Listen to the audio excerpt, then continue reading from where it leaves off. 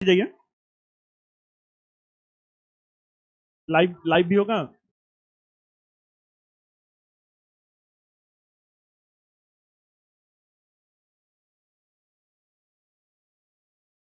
आप लोग बेटा बैठ जाइए।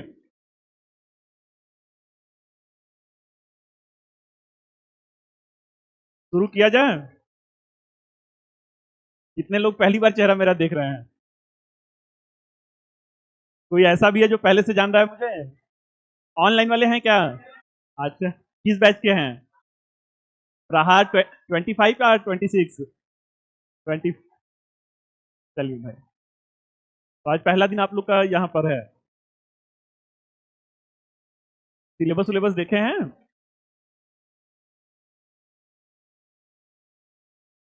एनसीईआरटी पढ़े हैं कि नहीं अभी? एनसीईआरटी सारा काम गुरु जी के लिए छोड़े हुए हैं। चलिए अच्छी बात है।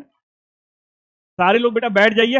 ये मूवमेंट आना जाना नहीं होना चाहिए। एक बार बैठ जाइए, फिर उसके बाद हम लोग शुरू। 3 घंटा बैठ लेते हैं आप लोग? बैठ लेते हैं। चलिए, तो हम लोग का आज से जो है प्राचीन और मध्यकालीन भारत शुरू होने जा रहा है। और प्रीवियस ईयर का पेपर कुछ देखे हैं? इतिहास रुला रहा है कि हंसा रहा है? क्वेश्चन क्वेश्चन पेपर देखे हैं ना? कैसा इतिहास हिस्ट्री के क्वेश्चन कैसे लग रहे हैं? अच्छे लग रहे हैं? चलिए अच्छी बात है। तो क्या आज इंट्रोडक्शन 3 घंटा करूं या बस फटाफट सिलेबस बता के स्टार्ट कर दूं? सीधा स्टार्ट कर दिया जाए?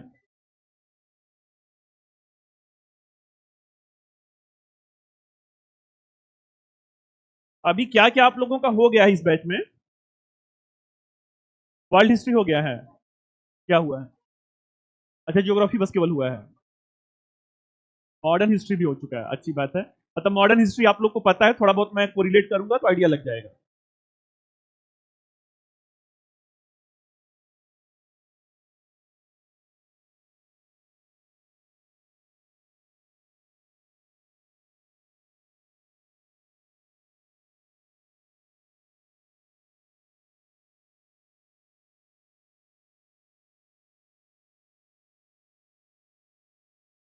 ये ये अभी से डार्क नहीं होगा?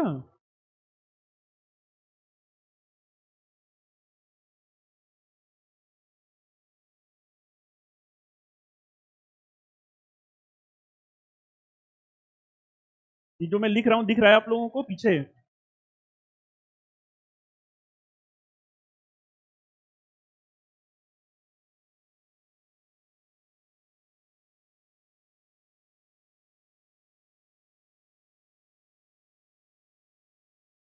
अब बच्चों थोड़ा सा सीरियस हो जाना है। कितने लोग रामचंद्र शर्मा की एनसीईआरटी पढ़ चुके हैं? 15-20 लोग, 25 लोग पढ़ चुके हैं। चलिए अच्छी बात है। कितने लोग हैं लूसेंट पढ़े हैं? लूसेंट का नाम सुने हैं? कितने लोग हैं बस सीधे आ गए हैं कि जो होगा इतिहास वो गुरु जी ही बताएंगे? चलिए अच्छी बात है। अब ये बताइए ना, कितने लोग ग्रेजुएशन कंप्लीट कर चुके हैं? शाबाश, वेरी गुड। कितने लोग हैं जो पोस्ट ग्रेजुएशन कर चुके हैं? अच्छा भाई, बहुत अच्छी बात है। कुछ ऐसे भी हैं जो अंडर ग्रेजुएट हैं, मतलब अभी बीए हुए कर रहे हैं? अरे बाप रे बाप। अच्छा, तो कैसे भाई, मतलब अंडर ग्रेजुएट हैं और यहाँ पे कैसे? वहां पे प्राइवेट कर रहे हैं? वहां पे प्राइवेट कर रहे हैं। कितने ऐसे बच्चे हैं जो हिस्ट्री बीए हुए में हिस्ट्री पढ़े हैं? वाह, वेरी गुड। और कितने हैं भाई जो सेंट्रल यूनिवर्सिटी से पढ़े हैं? सेंट्रल यूनिवर्सिटी का मतलब Delhi university, Allahabad university, Banaras Hindu university. अच्छा, मतलब सब तरीके के हैं। चलिए अच्छी बात है। मेरी मुझे अगर पहले से जो लोग जानते हैं, मैं बीच बीच में 15-20 मिनट में आप लोग से पूछता रहूंगा कि यहाँ तक का समझ में आया कि नहीं आया। ठीक है? थोड़ा सा बेटा जिनका इतिहास से कोई पाला वाला नहीं है, वो आज शाम से थोड़ा शुरू हो जाइएगा। क्योंकि प्राचीन भारत थोड़ा सा कठिन लग सकता है। सबसे आसान आधुनिक भारत है, सबसे कठिन कला और संस्कृति है।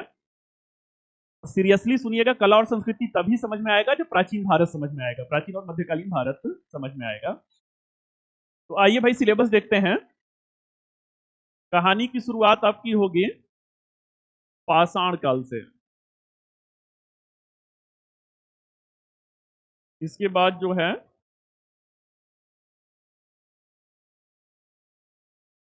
ताम्र पाषाण काल आएगा। फिर जो है सिंधु घाटी सभ्यता या हड़प्पा सभ्यता। फिर इसके बाद वैदिक काल आएगा। फिर जो है प्राक मौर्य काल आएगा।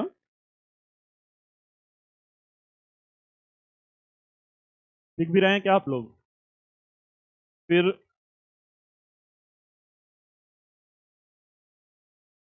हो गया?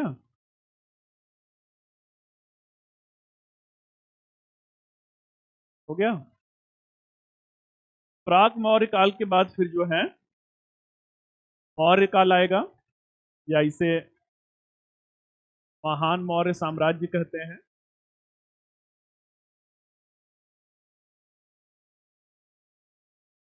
ये वाला आदत सुधारिए धीरे धीरे। और बैग बेटा ना नहीं होगा जो है। और रिकॉर्डेड मिलेगा कि नहीं आप लोग को वीडियो? रिकॉर्डेड मिलेगा ना? आईएएस के लेवल पे जल्दी से आना शुरू कीजिए। और कॉलेज वाले जो मानसिकता है, कॉलेज वाले जो दिन है, उसको सोचिए कि गुजरा हुआ जमाना। तो आइए जो है अगला यूनिट जो है महान मौर्य साम्राज्य है। फिर इसके बाद जो है मौर्योत्तर काल है। फिर जो है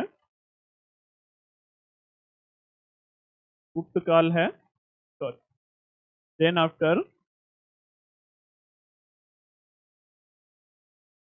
गुप्तोत्तर काल है। इसके बाद जो है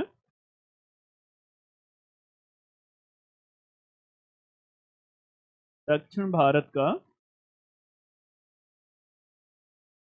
इतिहास आएगा। दक्षिण भारत के इतिहास में महासवीय संस्कृति है,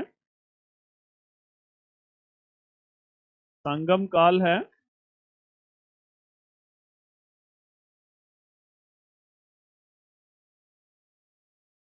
पल्लव और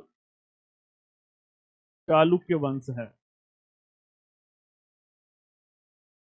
पल्लव और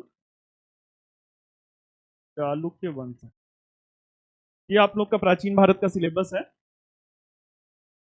अब महासवीय मेगालिथिक कल्चर, महासवीय संस्कृति, संगम काल, पल्लव और चालुक्य वंश है।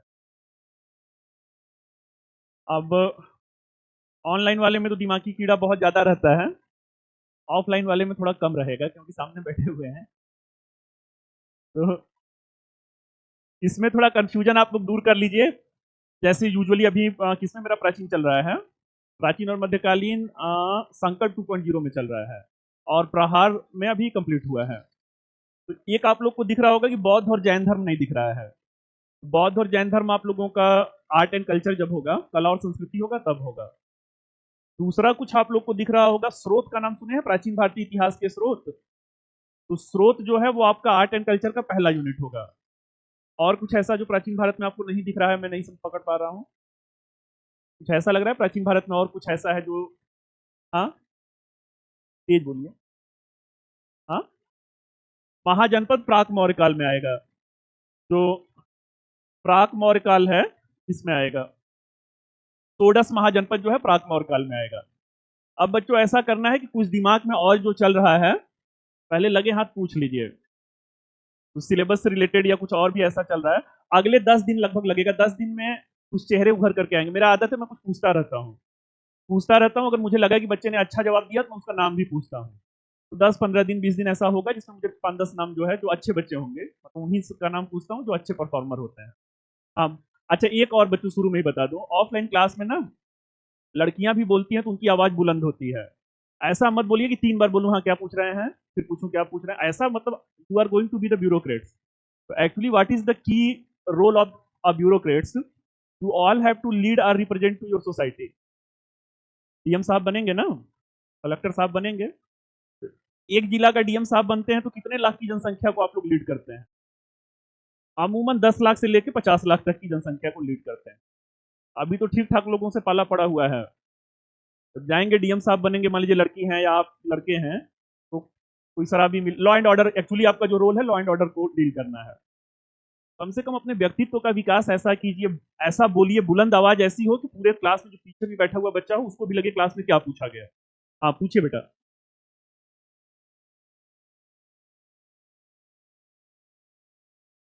बेटा थोड़ा और आवाज लगाइए। हाँ विजयनगर और ब्राह्मण। हाँ ये मध्यकाल में आएगा बेटा, मध्यकाल में। और कोई क्वेरी है? हाँ हाँ, चित्रकला है, संगीत कला है, क्लासिकल डांस और म्यूजिक है, ये सब आर्ट एंड कल्चर में होगा। बौद्ध और जैन धर्म के बाद भक्ति और सूफी आंदोलन का नाम सुने होंगे, वो भी आर्ट एंड कल्चर में होगा। जितना मैं सिलेबस लिखा हूं बस इसे दिमाग में छाप लीजिए कि यही प्राचीन भारत है। पहले दिन मौका दिया हूं कि कुछ डाउट है तो पूछ लीजिए। सफर शुरुआत हो तो बीच में ऑनलाइन वाले में जैसे होता है ना, 3 बार बताइए, 3 दिन बताइए, फिर कहेंगे सर समझ में नहीं आया बौद्ध और जैन धर्म कब करवाएंगे। मुझे गुस्सा भी आता है, मतलब मैं भी इंसान हूँ, ठीक है ना। तो चलिए जो है, तो आज क्या चाहते हैं, मतलब ब्रीफ में सिलेबस इंट्रोडक्शन देकर के पहला टॉपिक शुरू कर दिया जाए या 3 घंटा इंट्रोडक्शन चाहते हैं?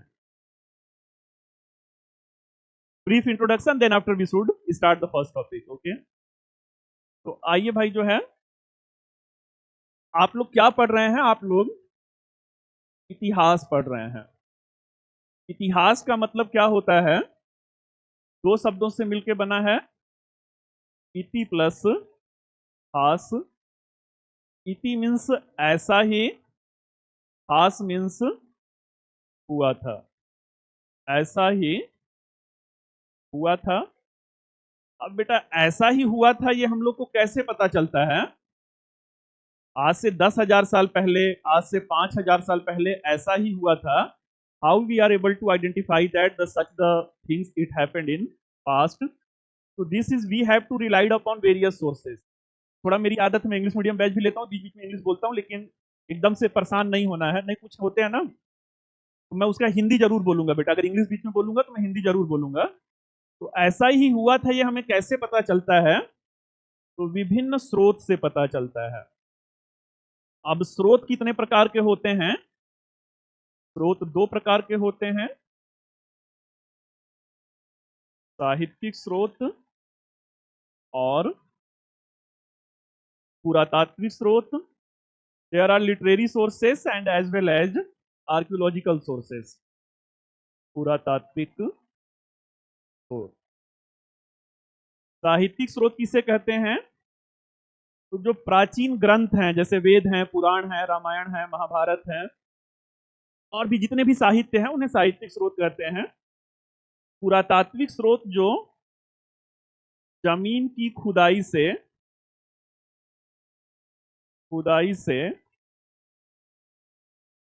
मिले भौतिक अवशेष हैं। मिले भौतिक अवशेष हैं। तो जमीन की खुदाई से जो भी भौतिक अवशेष, जैसे सिक्का मिला है, भवन मिला है, अभिलेख का नाम सुने हैं, अभिलेख मिला है, ये सारे पुरातात्विक स्रोत हैं। 1,000 साल पहले, 1 लाख साल पहले ऐसा हुआ था जो भी इतिहास में कहा जाता है, वो कैसे पता चलता है? तो जो प्राचीन पांडुलिपियां हैं, those which are the manuscript we have traced from in our past, that are the literary sources, and those artifacts which are traced from the archaeological means like the edit, numismatic or the coins, that are the archaeological source। आइए भाई जो है, अब आगे बढ़ते हैं। पहला unit क्या है? पहला यूनिट जो है पाषाण काल है। कौन सा वाला मोबाइल आप लोग को याद आता है? 2G वाला याद आता है? 2G नोकिया 1200 था, आप लोग के जमाने में था। उसके बाद 3G आया, 4G आया। तो हम मानव का भी वर्जन आता है। हम लोग कौन से मानव हैं, किसी को पता है? होमोसेपियंस हैं। तो ये पिछले 10,000 सालों में सबसे एडवांस वर्जन जो है वो होमोसेपियंस है। उसके पहले नियंडरथाल थे, क्रोमैगनॉन थे। इतना बहुत ज्यादा वास्ता आप लोग को नहीं रखना है। ये हम लोग को, अच्छा हमारे पूर्वज कौन थे? एब्स थे, ठीक है। मतलब बंदर से हम लोग क्या हुए? चिंपांजी जो है वो हमारे पूर्वज थे, और वहां से हम लोग आज मंगलयान, चंद्रयान की यात्रा कर रहे हैं। आपको कहानी वहीं से पढ़ना है जब हम लोग नग्न अवस्था में रहते थे, कंद मूल फल जानवर जैसे रहते थे वैसे ही हम लोग भी रहते थे। कुछ भी पता नहीं था भाई, कुछ भी पता नहीं था, मीन्स की we were completely unaware regarding the whatsoever the means of civilisation. तो actually we were relied over the stone tools. सब कुछ क्या था, मान लीजिए भूख लगा तो किसी जानवर को मारना है, किसी जानवर को मारना है तो कैसे मारेंगे, तो पत्थर था, पत्थर से मार रहे हैं। फल को तोड़ना है, कैसे तोड़ेंगे, बचपन में आम तोड़े हैं तो पत्थर से या ईंट से तोड़ते थे। तो मानव की हर गतिविधि किस पे निर्भर थी, पत्थर के औजारों पे निर्भर था। इसलिए इसे क्या कहते हैं, पाषाण काल कहते हैं। पाषाण काल कितने भागों में बटा हुआ है, तो ये 3 भागों में बटा हुआ है। कौन कौन से हैं भाई, शाबाश, पूरा पाषाण काल है, अगला जो है मध्य पाषाण काल है, और तीसरा जो है नवपाषाण काल है, नवपाषाण काल है। हड़प्पा सभ्यता की खोज कब हुआ था, किसी को पता है? हाँ, ऐसा बोलिए बकरी की तरह ना कि वही जो अगल बगल वाले हैं एक दो सुनेंगे। 1921 में it was the Dayaram Sahni under the observation of sir John Marshall it was excavated. पाषाण काल का क्या मतलब है भाई, पत्थर के औजार जो हैं, पत्थर के औजार, ये 1860 के दशक में, 1860 के दशक में किसे मिला था, रॉबर्ट ब्रूस फ्रूट को मिला था। कहां से मिला था, तो मद्रास के अतीर पक्कम से, मद्रास के अतीर पक्कम से मिला था। अब यहां से पहला पत्थर का औजार मिला, बहुत प्राचीन जो है पत्थर के औजार थे। तो वहां से क्या क्लियर हुआ भाई, वहां से यह हुआ कि एक प्राचीन सभ्यता या प्राचीन जो वैदिक काल को ही सबसे पुराना सभ्यता माना जाता था, उससे सिंधु घाटी सभ्यता 1921 में आया था। बात किन दिनों की हो रही है, बात 1860 के दशक की हो रही है। तो समझ में आया कि उससे भी पहले मानव भारत में था। और वो कौन सा मानव था भाई, पत्थर के औजारों का प्रयोग करने वाला मानव था। फिर धीरे धीरे अध्ययन बढ़ता गया, पत्थर के हथियारों में बहुत सारी विविधता मिलती गई, और उन विविधता के आधार पर इसे 3 भागों में बांटा गया, पूरा पाषाण काल, मध्य पाषाण काल, नवपाषाण काल। यही हम लोग का पहला यूनिट होगा, तो इस पे मैं बहुत जोर नहीं डालूंगा, बस थोड़ा सा ये 2-2 मिनट में समझ लीजिए। पूरा पाषाण काल का जो समय काल है, अच्छा क्लास 6 और 11th वाली एनसीईआरटी किसने पढ़ा है, पढ़े हैं, कुछ विसंगतियां देखी, एनसीईआरटी एकदम दूध का धुला हुआ है या उसमें भी कमियां हैं, हैं क्या कमियां हैं भाई?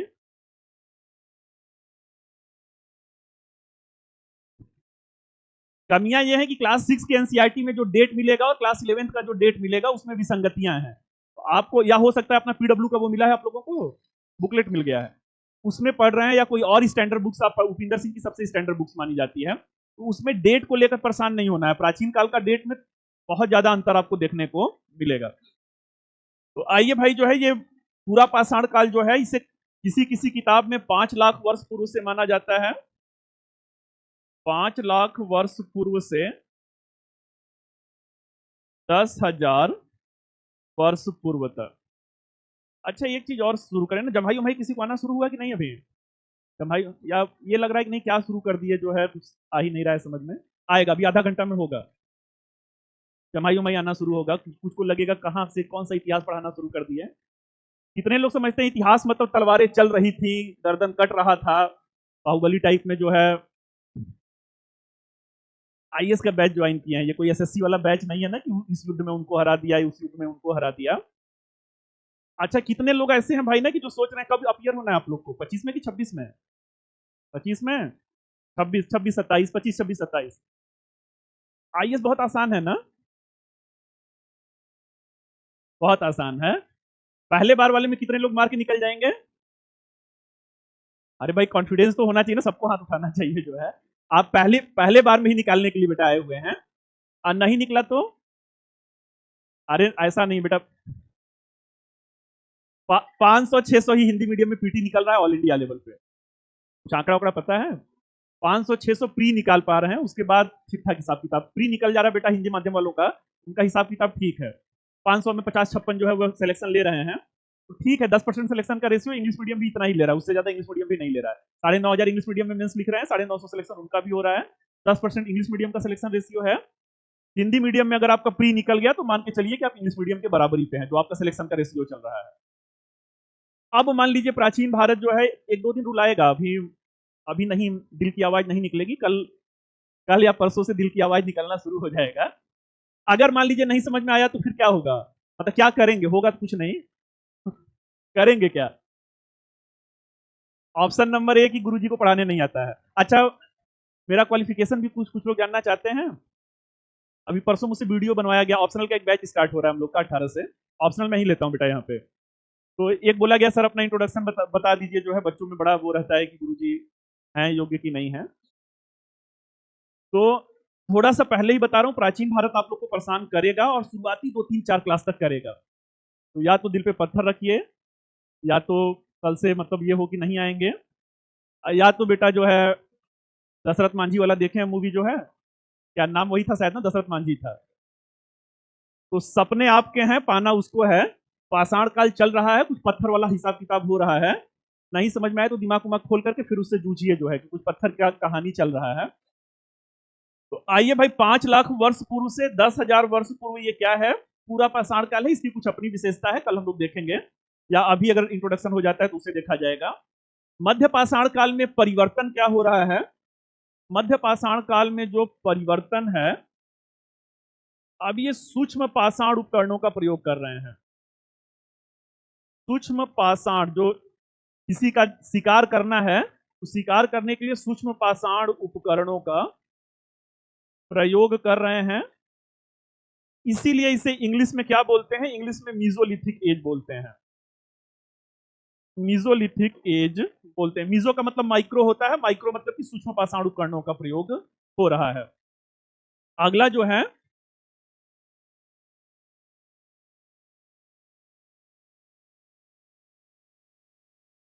चलिए बेटा आज इंट्रोडक्शन ही केवल होगा, 1.5 घंटे के आसपास में होगा, 1-1.5 घंटे के आसपास में होगा। तो चलिए, सूक्ष्म पाषाण उपकरणों का प्रयोग जो है वो मध्य पाषाण काल में हो रहा था। नव पाषाण काल में क्या है भाई? तो नव पाषाण काल में आदि मानव के जीवन में, आदि मानव के जीवन में निश्चित परिवर्तन देखने को मिलता है। निश्चित परिवर्तन देखने को मिलता है। तो कौन से परिवर्तन है ये सब हम लोग बाद में देखा जाएगा। तो 3 भागों में बटा भाई, पूरा पाषाण काल, मध्य पाषाण काल और नव पाषाण काल। अभी तक मानव यहां पर पूरा पाषाण काल और मध्य पाषाण काल में कैसा जीवन जी रहा है? तो घुमंतु और यायावर जीवन जी रहा है। कैसा जीवन जी रहा है भाई? तो they are following the tribal and pastoral life style. घुमंतु और यायावर जीवन व्यतीत कर रहे थे। अब घुमंतु और यायावर जीवन से नव पाषाण काल में क्या परिवर्तन हो रहा है? तो नव पाषाण काल में अस्थाई जीवन की शुरुआत हो गया। अस्थाई जीवन की शुरुआत हो गया। कैसे भाई घुमंतु जीवन अस्थाई हो गया? तो नियमित रूप से कृषि होने लगा। नियमित रूप से कृषि की शुरुआत हो गई। खेती के लिए एक जगह पे बेटा रुकना पड़ेगा, तो खेती के लिए रुकना पड़ेगा, तो अस्थाई जीवन हो गया। पहिए का आविष्कार इसी समय काल में हो जाता है। नव पाषाण काल में अगला क्या होगा? तो पहिए का आविष्कार हो जाएगा। जो अनाज पैदा हो रहा है उसे कहां पे रखेंगे? तो मृदभांड निर्माण की शुरुआत हो जाएगा। मृदभांड निर्माण की, मृदभांड का मतलब होता है बर्तन, जो है पॉटरी मेकिंग इसे कहते हैं। बर्तन निर्माण की शुरुआत जो है, रेड वाला दिख रहा है कि नहीं? जो है रेड में दिख रहा है ना, कम दिख रहा है। लाल बत्ती बेटा रेलवे स्टेशन पे प्रयोग किया जाता है, वो सबसे ज्यादा दिखता है। चलिए, जो है पाषाण काल के बाद अगला यूनिट आप लोग का क्या आएगा? तो अगला यूनिट जो है ताम्र पाषाण काल आएगा। आज मैं समझा रहा हूं, बस केवल सिलेबस का इंट्रोडक्शन कर रहा हूं, छूट रहा है तो उसमें कोई बहुत ज्यादा सीरियस नहीं होना है। ताम्र पाषाण काल क्या है भाई? तो ताम्र पाषाण काल जो है एक ग्रामीण संस्कृति है। ग्रामीण संस्कृति है। ग्रामीण संस्कृति मीन्स की रूरल कल्चर जो है। अब बच्चों थोड़ा बहुत मुझे देखिए, कहानी आज से शुरू हो गया, मैं सोच रहा था कल से शुरू होगा। सभ्यता और संस्कृति में क्या अंतर है? यहाँ पे शब्द क्या प्रयोग हो रहा है? ताम्रपाषाण काल ग्रामीण संस्कृति है। एक सभ्यता आएगा, सिंधु घाटी सभ्यता आएगा। कुछ लोग सोच रहे हैं गुरुजी की तरफ देखे ही नहीं, नहीं तो कहीं पूछ ना दे, वो ऐसे ताक रहे हैं, ऐसे ताक रहे हैं। मैं किसी का नाम लेके नहीं कहूंगा कि बेटा आप बताइए, जो है कोई ऐसा बच्चा है जो ये बताना चाहेगा कि संस्कृति किसे कहते हैं, सभ्यता किसे कहते हैं। अच्छा देखिए ना, अगले 10 दिन में ना कुछ अच्छे बच्चों का चेहरा उभर करके आ जाएगा, एकदम बिल्कुल बता रहा हूँ। और क्लास में ये होना भी चाहिए कि जो मेडिटोरियस हैं या जो टैलेंटेड बच्चे हैं, जो भी बोलना है ना थोड़ा तेज बोली। अच्छा एक मैं ऑफलाइन में प्रैक्टिस करता हूँ, अगर आप लोग बच्चों साथ निभाएंगे। प्री और मेंस का बैच है, लगभग इसी दिल्ली में रहते हुए मुझे 17-18 साल मुखर्जी नगर के एरिया में, 10-12 साल से हम लोग टीचिंग के फील्ड में हैं। प्री मेंस से कुछ होगा नहीं जब तक अंतिम बाजी आप अपनी तरफ नहीं मोड़ लेते हैं। अंतिम बाजी क्या है? इंटरव्यू है। इंटरव्यू में क्या है भाई? इंटरव्यू में आपका पर्सनालिटी टेस्ट होता है। पर्सनालिटी टेस्ट आप वो जो 2 महीना मॉक ज्वाइन कर लेते हैं, उसी में पर्सनालिटी डेवलपमेंट हो जाता है। इस मुगालते में मत रहिएगा कि वो जो इंटरव्यू कॉल होता है और 4 कोचिंग में आप इंटरव्यू ज्वाइन कर लेते हैं और कैमरा में आधा घंटा की वीडियो बना के एक सीडी आपको दे देते हैं, उतना में आपका पर्सनालिटी डेवलपमेंट हो जाता है। यूजुअली मैं ऑफलाइन बैच में करता हूं कि 5 मिनट के लिए कोई भी एक टॉपिक आप तैयार कीजिए, कोई भी एक टॉपिक जो सिविल सर्विस का हो। डोमेस्टिक वायलेंस है, कंडीशन ऑफ वुमेन है, या जो भी अभी वर्तमान में कोई मुद्दा चल रहा है, मान लीजिए रसिया यूक्रेन वॉर है, या आना कहाँ पे है, यहाँ पे होगा क्या? बड़े अच्छे अच्छे जो वहां पे बैठ करके कॉन्फिडेंस में बोलते हैं ना, 200 में 150 में, यहाँ पे आएंगे तो किसी का चेहरा एकदम लाल हो जाएगा, किसी का पैर देखेंगे तो कांप रहा होगा। कोई घर से एकदम से 20 बार रट्टा मार के एकदम आया होगा, 5 ही मिनट का समय दूंगा, 5 मिनट से ज्यादा, 20 मिनट रट्टा मार के आया, यहाँ पे आने के बाद ऐसे कपार पकड़ेगा। कुछ जो है वो बना के लाते हैं, पेपर पे लिख के लाते हैं कि भूल जाएगा लेकिन बोलूंगा जरूर, जो है। तो आप लोग देखिए एक साथी हैं, मतलब कुछ को इंसिडेंट है कि आप 150-200 बच्चे एक साथ मिले हुए हैं। यहाँ पे बेटा बेइज्जती, आप लोग की इज्जत है क्या? इज्जत है? छात्र जीवन में कोई इज्जत उज्जत नहीं होता है। यहाँ पे बेटा अगर आके नहीं बोल पाए अगर ना, यहाँ पे वो चलेगा, लेकिन इंटरव्यू बोर्ड में जो है, अरे हम मतलब बहुत लोगों को सुने होंगे 2 बार इंटरव्यू दिए, 3 बार दिए, सिलेक्शन नहीं हुआ। अगर आप लोग सकारात्मक पहल करेंगे तो ये माइक आपको दे दिया जाएगा, आइए 5 मिनट किसी एक मुद्दे पे बोलिए। उत्साहवर्धन करना है, मान लीजिए कोई बच्चा नहीं बोल पाया तो उसे कुछ भी ऐसा नहीं है कि हंसना है या वो करना है, ठीक है वो अगली बार बोलेगा। और जो अपने से चाहेगा, मतलब एक दिन पहले हाथ उठा देगा कि सर कल मैं बोलूंगा, उसी बच्चे को मौका दिया जाएगा। करके देखिएगा ना, इससे एक जो कमरे में बैठ के शीशा के सामने या मोबाइल का रिकॉर्डर ऑन करके आप 10 मिनट बोल लेते हैं, उसमें और 200 बच्चों के बीच में यहाँ पे खड़ा होकर बोलने में जमीन आसमान का अंतर है। तो हाँ, कुछ लोग बता रहे थे सभ्यता और संस्कृति में अंतर, ऐसा बोलिए बेटा ना कि मुझे एकदम बुलंद आवाज लगनी चाहिए कि मेरे तक आवाज पहुंच रही है। कौन बताए? हाँ बताइए, एक एक लोग, हाँ बेटा बताइए।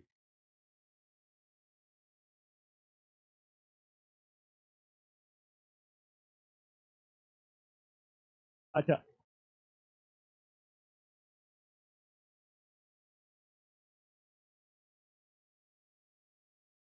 हाँ बगल में भी कोई उठाया था, मतलब उनसे अलग अगर बोलना है तब बताइए, वही वाला बोलना है तो मत बताइएगा। हाँ,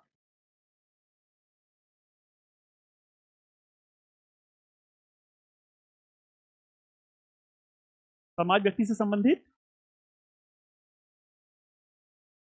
क्या नाम है बेटा आपका? आयुष। ठीक है, हाँ और कोई है? हाँ बताइए। हाँ भाई बताइए। बैठ जाइए, वो बच्चों वाला स्कूल नहीं हुआ कि जब तक मैं नहीं कहूंगा तब तक नहीं बैठेंगे, बोल के बैठ जाइए। हाँ,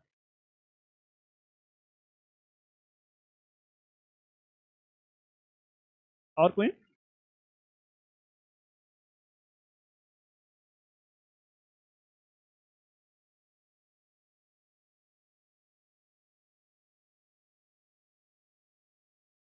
अच्छा एक सेकंड ना, आप लोग बैठे हुए हैं, आपके पास मतलब आपके अंदर मैं क्या बोलूं जो सभ्यता का प्रतिनिधित्व करता है, और क्या मैं बोलूं कि वो संस्कृति का प्रतिनिधित्व करता है?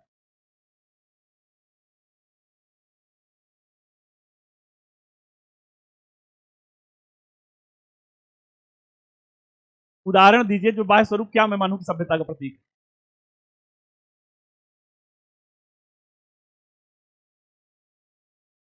नहीं, देखिए, एक अर्जुन का नाम सुने हैं ना? वो मछली वाली कहानी सुने हैं? उनके गुरुजी रहते हैं, अपने शिष्यों को कहते हैं निशाना मारो बेटा। कहते हैं अच्छा निशाना लगाने से पहले ये बताओ क्या दिख रहा है।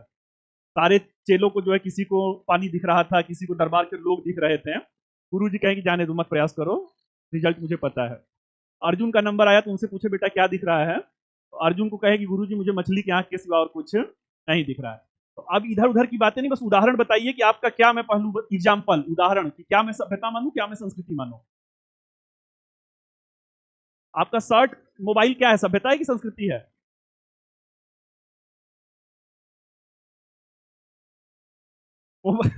शर्ट जो पहने हैं ये क्या है? ये भी संस्कृति। कौन है भाई इतना कॉन्फिडेंस में बोल रहा है मुझे? अच्छा आप ही हैं। और कोई?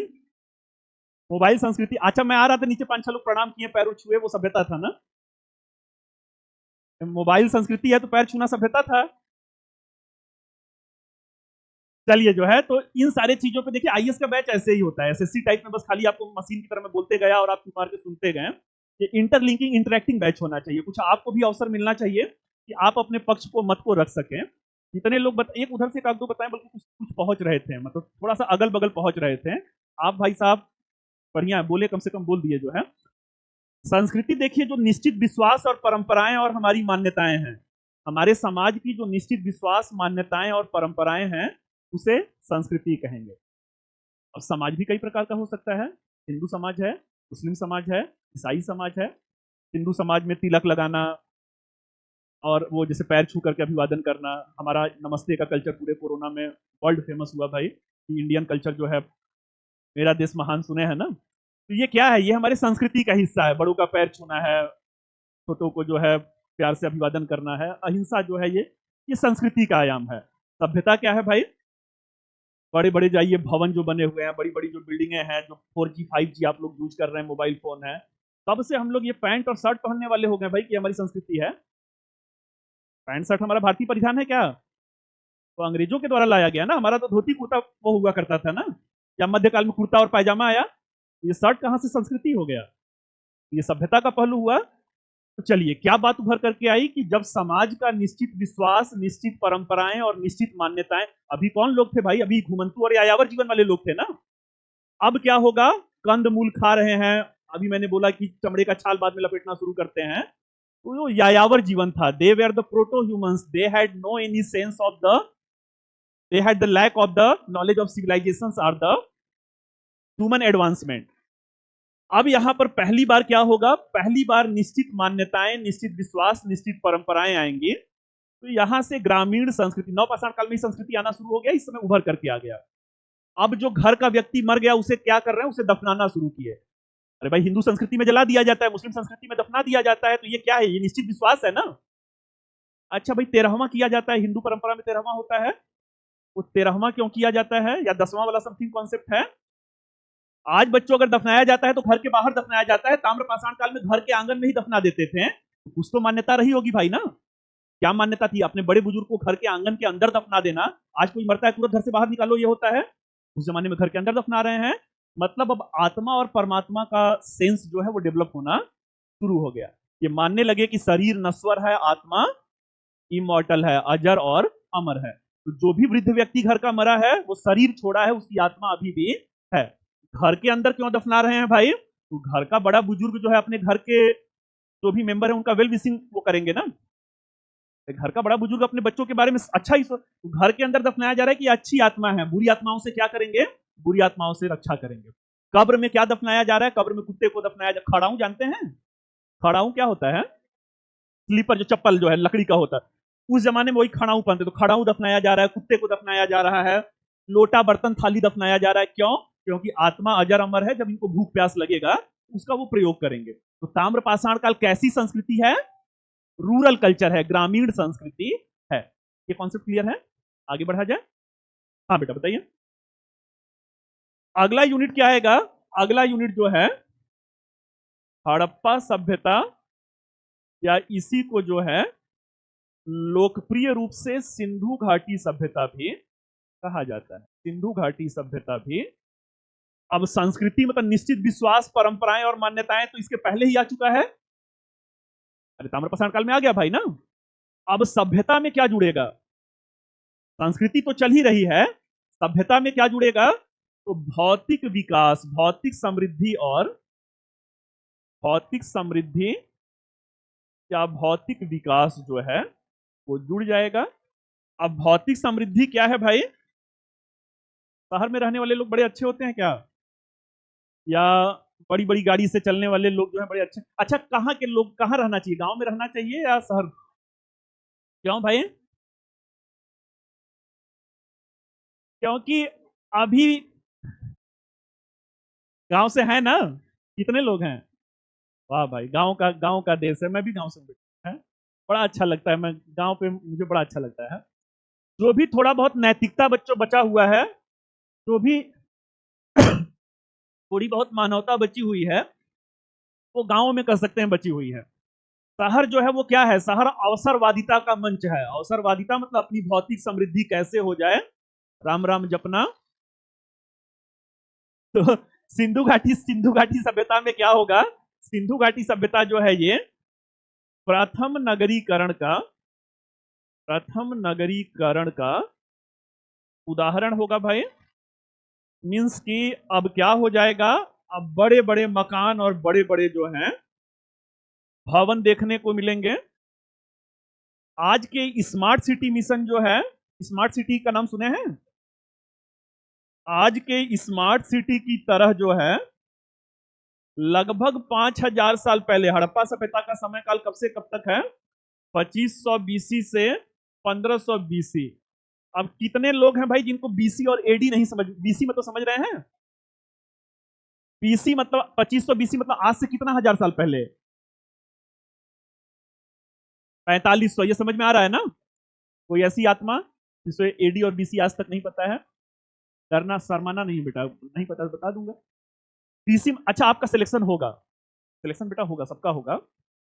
आपका जीवन किस दिन दो भागों में बढ़ जाएगा? अरे आज 20-22 साल के हो गए होंगे ना। अभी तक लग रहा होगा क्या जीवन है, यही जीवन होता है। आपका जिस दिन बेटा सिलेक्शन होता है, 2 घंटे के अंदर मोबाइल का बैटरी जो है वो डाउन हो जाता है। फिर चार्ज में लगा करके सोचते हैं कि ये मौका छोड़ना नहीं है। चार्ज में लगा करके बात करते हैं, 3-3.5 घंटा में मोबाइल हैंग हो जाता है। अगले दिन मीडिया आ जाती है। उसके अगले दिन जिस रिश्तेदार का नाम नहीं भी सुने होंगे वो लोग भी आ जाते हैं। पहली बार एहसास होता है कि भाई आम नहीं, अब हम खासम खास हो गए हैं। यहाँ से 15-20 दिन के बाद जाते हैं, दिल्ली वाला पार्टी वार्टी होता है तो घर की याद आती है। घर जाते हैं तो अमूमन 4 से 5 हजार लोग आपके स्टेशन पे जो है आपका दर्शन पाने के लिए कि आ गए हैं। उसी दिन आपको एहसास होता है कि जिंदगी मेरी दो भागों में बट गई है। इस सिलेक्शन के आज फला दिन से पहले का मैं, और सिलेक्शन से फला के इतिहास भी बच्चों दो भागों में बढ़ जाता है। ईसा मसीह के जन्म के पहले उसे बीसी कहते हैं, बिफोर क्राइस्ट कहते हैं, और ईसा मसीह के जन्म के बाद एनो डोमिनी बोलते हैं, एडी बोलते हैं। तो चलिए, तो स्मार्ट सिटी मिशन की तरह आज से लगभग 5,000 साल पहले क्या था?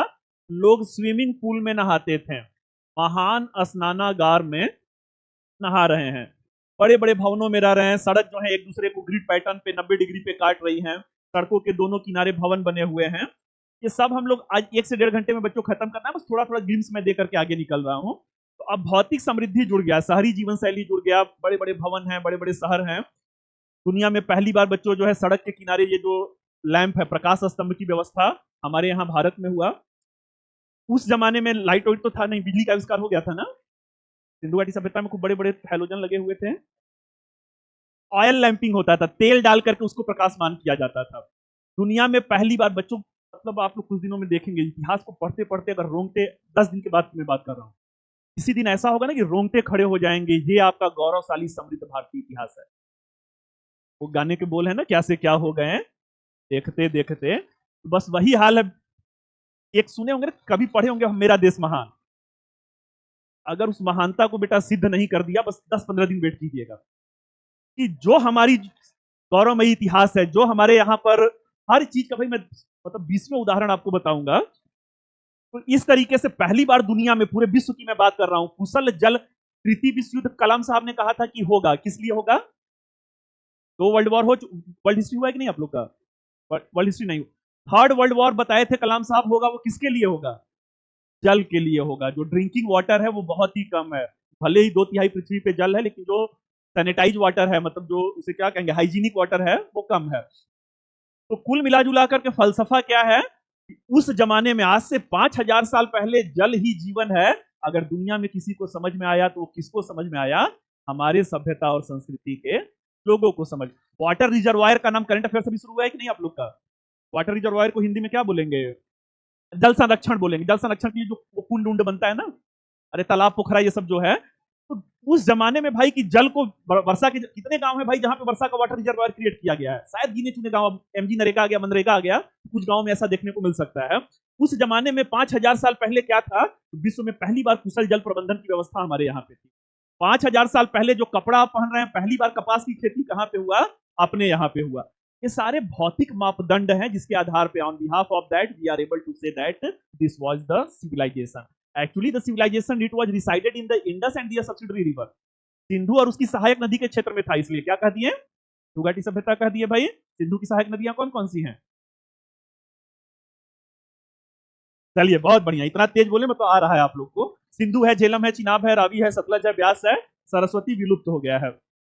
वैदिक काल भाई अगला यूनिट आपका होगा। वैदिक काल कितने भागों में बटा है?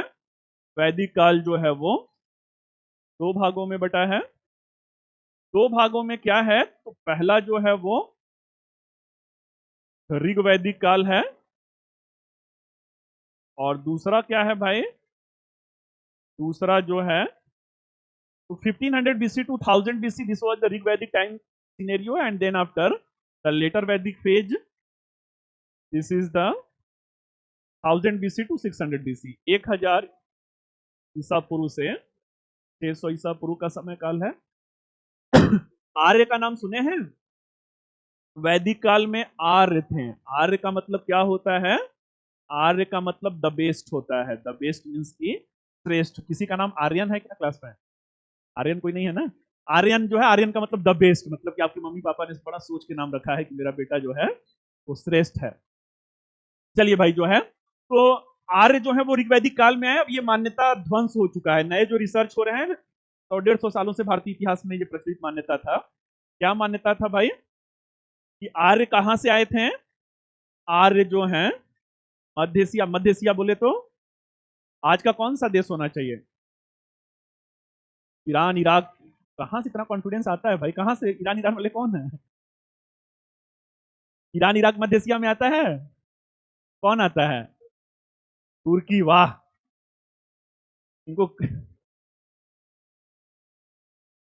हाँ हाँ, Kazakhstan, Kyrgyzstan, Turkmenistan, Uzbekistan, this all are the central Asian region जो है। तो यहां से आर्य क्या है भाई? आर्य जो रहते हैं घुमंतु और यायावर जीवन वाले। घुमंतु और यायावर का मतलब समझते हैं? लगभग वही, मतलब जो घुमंतु का मतलब होता है, they were having the pastoral and the wandering lifestyle or the tribal lifestyle. Aryans they were the tribal community. ये कौन है भाई? ये जनजातीय लोग हैं। जनजातीय युद्ध प्रिय लोग हैं। युद्ध प्रिय लोग हैं। तो जो जनजातीय युद्ध प्रिय लोग हैं, ये मध्य एशिया से अपने घुमंतु स्वभाव के कारण कहां पे आते हैं? सप्त सैंधव प्रदेश में आते हैं। क्योंकि युद्ध प्रिय हैं, सिंधु घाटी सभ्यता के लोग शहर में रहने वाले लोग हैं। ये कौन लोग थे? शांति प्रिय लोग थे। युद्ध प्रिय लोगों ने शांति प्रिय लोगों को पराजित किया, इन्हें मजबूर किया किधर बढ़ने के लिए? दक्षिण भारत में बढ़ने के लिए। अब यहाँ पे भाई आर्य आ गए। आर्यों की अपनी, अच्छा आर्य वैदिक संस्कृति है बेटा, ये सभ्यता नहीं है। वैदिक काल क्या है? ये फिर से ग्रामीण संस्कृति है। ग्रामीण संस्कृति है। तो ऋग वैदिक काल की अपनी कुछ विशेषताएं हैं, उत्तर वैदिक काल की अपनी कुछ विशेषताएं हैं। जब क्लास को हम लोग किया जाएगा तो देखा जाएगा। यहां पे ये बस जान लीजिए कि ये जो जनजातीय लोग हैं, जनजातियों को क्या कहा जाता था? जनजातीय कबीलों को शाबाश जन कहा जाता था। अब क्या होता है भाई? 500 साल गुजर गए हैं, बस वही घुमंतु जीवन, कंदमूल फल फूल खाने वाले लोग हैं। वो सुने हैं कहावत, गाय हमारी माता है, सुने हैं? तो गाय हमारी माता है, ये वाला कॉन्सेप्ट इतिहास में कुछ तो हुआ। हर चीज इतिहास में पहली बार हुआ होगा भाई ना। पाषाण काल वाले कौन है? मतलब वृक्ष का छाल कंदमूल खाने वाले लोग हैं। तो जो भी कुछ हुआ होगा किसी न किसी समय काल में हुआ होगा ना। तो गाय हमारी माता है, ये कॉन्सेप्ट पहली बार कब आया? ऋग वैदिक काल में आया। क्यों आया भाई? क्योंकि कैसे लोग हैं? घुमंतु लोग हैं। घुमंतु लोग खेती करेंगे कि पशुपालन करेंगे? पशुपालन करेंगे। तो they were following the pastoral livelihood practices. In the pastoral livelihood they are the warrior community also. युद्ध प्रिय है भाई ना। तो जब युद्ध प्रिय है तो इनके लिए एक जानवर युद्ध किससे करेंगे? घोड़े पे बैठ के करेंगे। और घुमंतु जीवन है तो कौन सा जानवर इनके लिए किस? गाय का दूध आप सुने होंगे, बैलेंस डाइट है, संतुलित आहार का प्रतिनिधित्व करता है।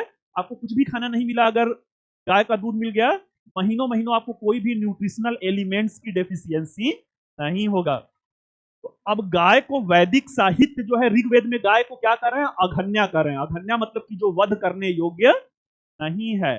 तो चलिए भाई, ये कौन लोग हैं? कबीले को जन कहा जाता था, और ये पशुपालन जो था इनका प्राथमिक पेशा था। It was the primary occupation, प्राथमिक पेशा था। 1000 ईसा पूर्व में कुछ ऐसा हुआ कि सब कुछ बदल गया। क्या हुआ भाई 1000 ईसा पूर्व में? तो 1000 बीसी में एक खोज होता है। वो कौन सी खोज है? लोहे की खोज है। लोहे की खोज। एक हम लोग यूनिट ताम्र पाषाण काल बोले थे ना। तो ताम्र पाषाण काल से अलग क्यों है? क्योंकि पहली बार तांबे की खोज उस ताम्र पाषाण काल में हुआ। अब लोहे की खोज हुआ तो लोहा कठोर धातु है या सॉफ्ट ऑब्जेक्ट है? हार्ड ऑब्जेक्ट है भाई ना, कठोर धातु है। अब लोहे से क्या बनाएंगे? लोहे से कृषि यंत्र बनाएंगे। कृषि यंत्र का मतलब फरसा है, कुदाल है, हंसुआ है, फावड़ा है, ये सब सुने हैं।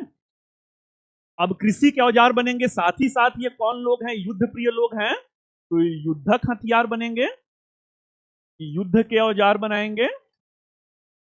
अब खेती का औजार में क्या बना भाई? लोहे का हल बना। कौन कौन वो गाना देखा है भाई? मेरे देश की धरती सोना उगले, उगले हीरे मोती, देखे हैं? तो बैलों के गले में जब घुघरू जीवन का। तो अब क्या होता है? इस हल से ये खेती करना शुरू करेंगे। लोहे का जो हल है वो जमीन को ज्यादा गहराई में जाके डिग करेगा ना, ज्यादा गहराई में डिग करेगा, मिट्टी को ज्यादा गहराई से पलटेगा। तो खेती में पैदावार ज्यादा होगा कि कम होगा?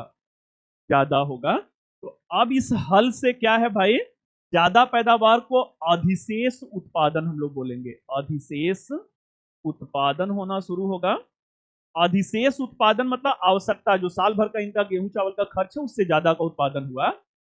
आपके घर में मान लीजिए कुंटल और मन समझते हैं, एक मन में कितना किलो? 40 किलो। मान लीजिए 100 मन गेहूं आपके घर हो गया, 5 7 8 लोग आपके घर में हैं, बचा हुआ क्या होगा? हाँ, अधिशेष उसका करेंगे क्या? घर में ही रखे रहेंगे? उसे बेच देंगे। बेच देंगे मतलब क्या है? व्यापारिक, कॉमर्शियल एक्टिविटी। अधिशेष उत्पादन से व्यापारिक वाणिज्यिक गतिविधियां बढ़ गई।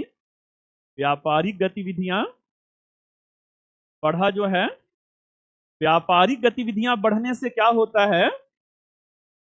अब जो है खेती लाभ का सौदा हो गया। और यहां पे घुमंतु जीवन मैंने कहीं लिखा था क्या? कहां है? हाँ, अब ये ऋग वैदिक काल का जो घुमंतु जीवन है, अब खेती लाभ का सौदा है। लाभ के सौदे से कौन सा जीवन हो जाएगा? अब उत्तर वैदिक काल में अस्थाई जीवन की शुरुआत। नवपाषाण काल में भी अस्थाई जीवन हो गया था ना। तो अस्थाई जीवन की शुरुआत हो जाएगा। क्यों? क्योंकि खेती या पशुपालन की जगह लाभ का सौदा हो जाएगा। अब इस कबीले को जो जन कहा जाता था, उत्तर वैदिक काल में ये क्या हो जाएंगे? उत्तर वैदिक काल में जन से जनपद हो जाएंगे। कहानी वैदिक काल की कहानी बेटा, मतलब कॉन्सेप्ट पे आपको खेलना है, यही कोर कॉन्सेप्ट है। अब अगला युग, यहां तक कोई डाउट है? वैदिक काल तक कोई डाउट है? चलिए आगे बढ़ा जाए। अगला यूनिट बच्चों जो आएगा वो क्या है? तो वो जो है प्राक मौर्य काल होगा। अगला यूनिट जो है वो प्राक मौर्य काल होगा। प्राक मौर्य काल कब से कब तक है? तो 600 बीसी से लेकर के 323 बीसी तक है। ऋग वैदिक काल 1500 से 1000, उत्तर वैदिक काल 1000 से 600, प्राक मौर्य काल 600 से 323 बीसी। ऋग वैदिक कबीले को क्या कह रहे थे? ऋग वैदिक कबीले जो हैं वो जन थे। अब उत्तर वैदिक काल में क्या हो गया भाई, जन जो है जनपद हो गया था। अब क्या है, खेती लाभ का सौदा है, तो ये कृषि की जो गतिविधियां हैं वो निरंतर आगे जारी रहती हैं। और प्राक मौर्य काल में क्या हो जाएगा, प्राक मौर्य काल में षोडश महाजनपद आ जाएगा। षोडश महाजनपद का उदय हो जाएगा। षोडश महाजनपद मतलब 16 शहर उभर करके आ जाएंगे।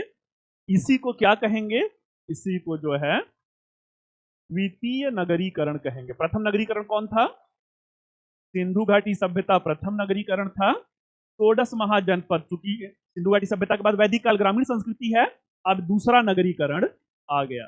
16 शहर जो हैं भारत में। आज कितने मेट्रोपॉलिटन सिटी हैं, 4 हैं भाई।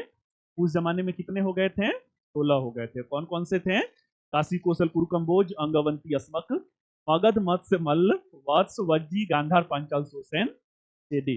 तो चलिए भाई 16 महाजनपद आ जाएगा। इसमें एक महाजनपद कौन है, काशी है, कौशल है, कुरु है, कंबोज है, अंग है, अवंती है, अश्मक है, अंग अवंती अश्मक, मगध है, लिखिएगा मत इसे, मगध है, मत्स्य है, मल्ल है, वत्स है, वज्जी है, गांधार पांचाल सुरसेन चेदी है। गांधार पांचाल सुरसेन चेदी। अभी 16 महाजनपद में एक नाम आपको किसका दिख रहा है, एक नाम मगध का दिख रहा है। ये मगध कहां है भाई, बिहार में कहां है, पटना का, पटना और उसका जो नियर बाई रीजन है वो क्षेत्र है। तो चलिए भाई इन 16 में किसका उदय होगा, इन 16 में मगध का उदय होगा। तो अगला प्रश्न हो जाता है कि मगध महाजनपद के उदय के कारण क्या थे, वो हम लोग क्लास में देखा जाएगा। मगध महाजनपद के उदय का जो एक कारण था, यहां पर 3 शक्तिशाली राजवंश थे। 3 शक्तिशाली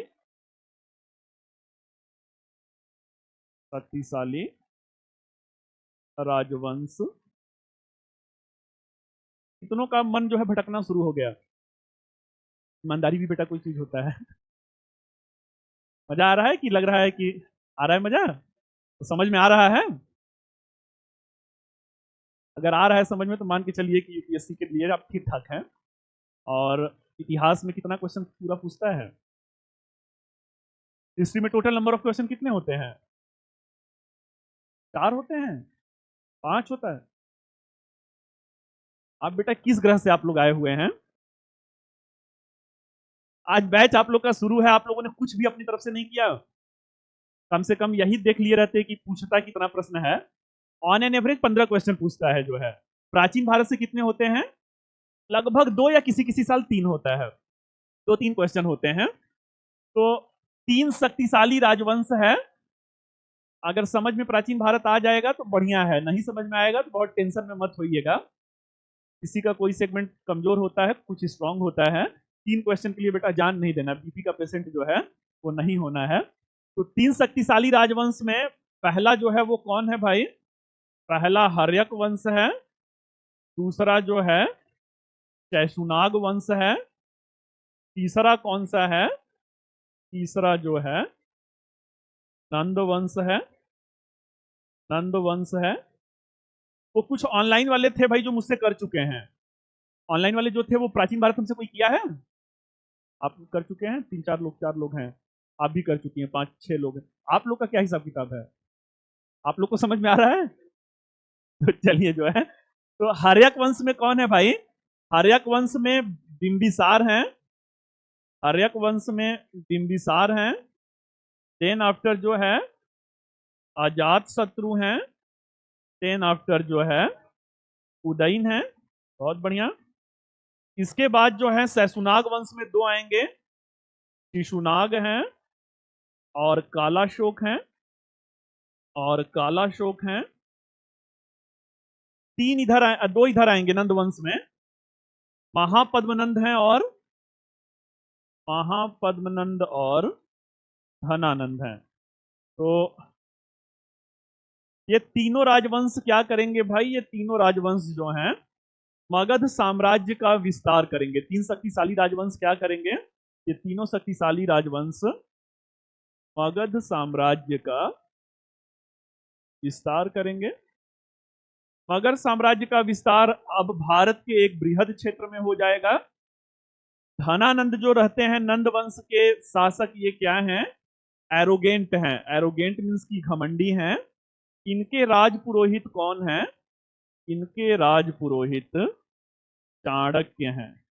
एक दिन की बात होती है, तक्षशिला विश्वविद्यालय के कुछ छात्र आए हुए रहते हैं। शास्त्रार्थ का नाम सुने हैं? शास्त्रार्थ का मतलब वाद विवाद, हाँ, इसे जो डिस्कशन आप लोग कहते हैं ना, आर्गुमेंट करना जो होता है, तो शास्त्रार्थ की अनुमति चाहते थे। धनानंद जो है वो इगोइस्टिक रहते हैं, घमंडी रहते हैं, तो ये अपमानित करके बोलते हैं कि ये सब भीख मांगने का या पॉलिटिकल डोनेशन मांगने का एक तरीका होता है। कहते हैं भगा दो उन सब। जब कहते हैं भगा दो तो चाणक्य जो है दरबार में बैठे होते हैं, वो जो है रोकते हैं, रोक करके कहते हैं कि शास्त्रार्थ जो है वो पॉलिटिकल डोनेशन का मीन्स नहीं है, बल्कि जो है समाज को सृजनात्मक दिशा देने का एक माध्यम है। ये चाणक्य को ही भगा देते हैं, कहते हैं भगो तुम यहाँ से जो है। तो ऐसे में क्या होता है भाई, चाणक्य का बड़ा ही कालजयी जो है स्टेटमेंट होता है। कहते हैं एक गुरु के हाथों में सृजन और विध्वंस दोनों खेलता है, और कमिटमेंट करते हैं कि मैं नंद वंश का नाश कर दूंगा। यहां से निकलते हैं, जाना कहां है ये पता नहीं है। इतना पता है कि मगध साम्राज्य की सीमा के बाहर जाना है। जैसे ही पाटलिपुत्र, उस जमाने की बच्चों राजधानी रहती है, पाटलिपुत्र नगर सीमा से बाहर जाने का प्रयास कर रहे होते हैं बच्चे। कुछ ग्रुप ऑफ स्टूडेंट नहीं कहेंगे भाई, कुछ युवक रहते हैं जो एक खेल खेल रहे होते हैं। उस खेल का नाम राज किलमकारी का खेल रहता है। एक लड़का उसमें राजा बना था, बाकी सब जो है उसके सब्सिडरी के रूप में काम कर रहे थे। बच्चे का अभिनय, बाहुबली पिक्चर देखे थे? दूध आने लगा क्या? बाहुबली कोई ऐसा है जो नहीं देखा था? कब देखे थे? बाहुबली पिक्चर क्यों अच्छी लगी? क्योंकि उनका एक्टिंग अच्छा लगा होगा। वो कौन थे? महेंद्र बाहुबली या जो भी थे। तो चलिए जो है, तो यहाँ पे क्या है भाई, क्योंकि ये दरबार में बैठने वाले राज पुरोहित हैं, एक लड़के का अभिनय, वो भी राजा बनने का, वो एक्टिंग कर रहा है। वो एक्टिंग देख करके एकदम पत्थर हो जाते हैं, कहते हैं ये एक्टिंग हो ही नहीं सकता है, इसके अंदर राजा के गुण कूट कूट कर भरे हुए हैं। बस वही बेटा हाल आप लोगों का है। प्रशासक बनना है तो प्रशासक के गुण जो है, ऐसा ना हो ना, लड़ना ही देखिए आपका मुकद्दर। उम्र के जिस पड़ाव पे आप लोग हैं, जिंदगी आप जाके उसका चपरासी का भी तैयारी, वो कौन सा परीक्षा बोलते हैं, गंग मैन और ट्रंक मैन का नाम। कंपटीशन बच्चों इतना टफ हो गया है ना कि इसमें तो कुछ मान सम्मान बच जाता है। आईएएस का नहीं निकला, सबको लगता है बड़ा भारत में विश्व का सबसे कठिन एग्जाम है, नहीं निकला तो आप कोई भी तैयारी करके देख लीजिए। एसएससी का नाम सुने हैं? कोई है साथ में करता है तैयारी? 4-4 साल उसमें लग रहा है उनको निकालने में। जिंदगी का एक लाइन आप बना लीजिए कि जिंदगी फूलों की सेज नहीं है, आपको अपना हक पाने के लिए लड़ना पड़ेगा। लड़ना पड़ेगा तो इस समय जो दिल्ली में जो घर से आए हुए हैं ना, बड़े अरमानों से भेजे हुए हैं घर वाले जो है, तो मुद्दे की बात बच्चों ये है कि हर अपने उसके लिए जो है अधिकार के लिए लड़ना है। और कुछ गुण जिस जिस एग्जाम में आप जाना चाहते हैं, जीवन में जो भी जिंदगी आपको देखिए, वहां पे सब लोग तो सफल नहीं होंगे भाई ना। आप वही बनेंगे जो गुण आपके अंदर हैं, कूट कूट करके वो नैसर्गिक प्रतिभा आपके अंदर है। वही नैसर्गिक प्रतिभा किसके अंदर रहता है?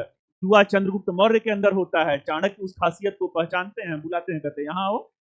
लड़का मासूम होता है, युवा रहता है, महत्वाकांक्षी रहता है, पूछते हैं जीवन में क्या बनना चाहते हो? लड़का महत्वाकांक्षी था, जैसे आप लोग भी क्या है, आप लोग भी महत्वाकांक्षी हैं। छोटा मोटा सपना पाल लिए रहते हैं। पीटे पुटे कोई किया है? हिंदी मीडियम। मुद्दे की बात क्या है बच्चों की, छोटे सपने होते, आप एमबीए कर लिए होते, एमसीए कर लिए होते, 25-50 हजार की नौकरी पा गए रहते हैं, और आप ही अपने अगल बगल के जो पड़ोसी हैं उन्हीं की तरह हाड़ मांस वाले, दो हाथ पैर वाले हैं। अरे बगल वाला होगा आपके यहाँ पे जो टाई वाई लगा के जाता होगा, एमबीए करके 40-45 हजार पाता होगा, आधा फैशन में खत्म हो जाता होगा, आधा शहर की महंगाई में खत्म हो। तो कहने का अर्थ है कि आपके घर परिवार के बगल के 20 लोग होंगे जो 20 तरीके का माध्यम चुने, आप बच्चों आईएससी क्यों चुने? बस इस प्रश्न का जवाब किसी दिन रात्रि के अंधेरे में जब एकदम सन्नाटा हो, ये पूछिएगा कि मैं इस फील्ड को क्यों चुना हूं। कोई जबरदस्ती खींच के लाया है क्या? आपका अपना सपना है ना? तो आपका अपना सपना है तो जवाब आपको खुद मिलेगा ना कि मैं चुना हूं क्योंकि मुझे विश्वास है कि मैं इस एग्जाम से पार पार लूंगा। तो मुद्दे की बात क्या है कि मुद्दे की बात है कि आप महत्वाकांक्षी हैं, you all are the ambitious guys. Hanuman ji को जानते हैं ना, हनुमान जी की सबसे बड़ी कमी क्या थी? उन्हें अपने क्षमता का एहसास, उन्हें अपने बल का एहसास नहीं था। उनको काच प्रसाद रहा बलवाना को एहसास कराना पड़ता था कि आपके अंदर क्या, बस एकदम मान लीजिए बजरंग बली के अवतार आप लोग हैं। आपके अंदर क्षमता है लेकिन एहसास कराना पड़ता है कि 2 बजे रात तक पढ़ सकते हो, ठीक है? या 2 बजे रात वाले होंगे, मोबाइल वाला बेटा सबसे बड़ा दुश्मन आपका आज के जमाने में मोबाइल आपका है। उससे छुटकारा अगर मिल गया, अगर उस पर अपने मन पे नियंत्रण करके मोबाइल को वो कर ले गए, तो कहने का अर्थ है कि महत्वाकांक्षा होना जीवन में सबसे बड़ी और प्राथमिक शर्त है। चंद्रगुप्त मौर्य से चाणक्य पूछते हैं क्या बनना चाहते हो, वो कहता है कि मैं, लड़का है, मासूम है, युवा है, कहता है मैं राजा बनना चाहता हूँ। चाणक्य कहते हैं बेटा मेरे साथ चलो, राजा नहीं एक दिन तुम्हें शहंशाए हिंदुस्तान अखंड भारत का सम्राट बनाऊंगा।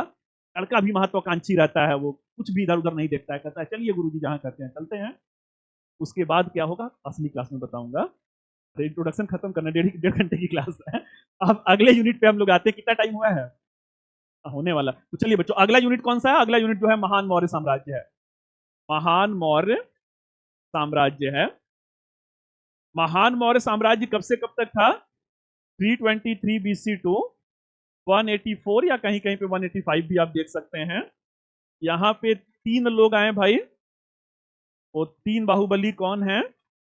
तो चंद्रगुप्त मौर्य हैं, इनके बाद जो हैं बिंदुसार हैं, और इनके बाद जो हैं सम्राट अशोक हैं। सम्राट अशोक हैं।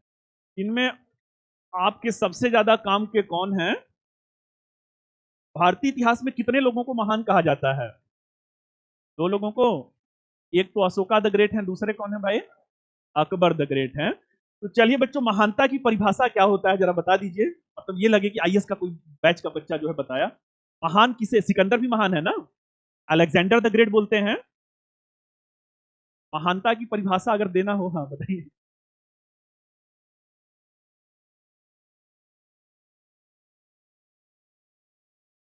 और कोई? इसके लिए समाज के, तो बहुतों ने समाज के सर्वांगीण विकास के लिए काम किया। हर्षवर्धन का नाम सुने हैं? हर 5वें वर्ष में अपनी बहन राजश्री के साथ जो है प्रयाग में उनकी भी कहानी आप लोग को सुनाऊंगा। तो वहां पे सब कुछ दान दे देते थे, समाज के गरीब को, दलित वंचित को भी वो है, सब दान उनको। लेकिन हर्षवर्धन को महान तो नहीं कहते हैं।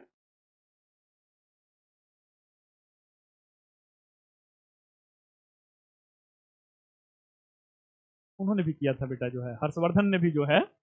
हर्षवर्धन, अब मैं थोड़ा सा ना एकदम जैसे वही जो अर्जुन की तरह मछली की आंख पे निशाना लगाना है ना, मैं कुछ वैसा सुनना चाह रहा हूँ। लेकिन अच्छा है, प्रयास तो कर रहे हैं ना। बता दीजिए। अरे आप ही हाथ उठाए, उधर क्यों देख रहे हैं?